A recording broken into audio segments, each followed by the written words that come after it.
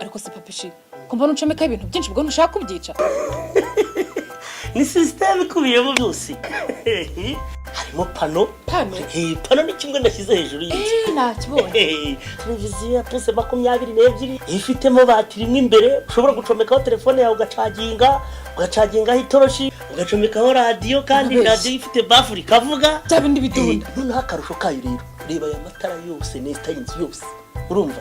nayacometsemo hariyo bagace tugiye kwaka kubera mu biso cyane ni ibyo gusa se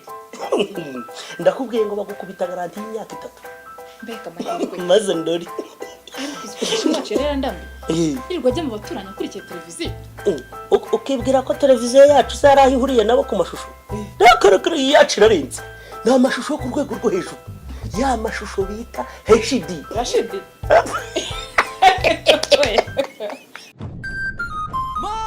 umurasire mwiza ubuzima buhebuje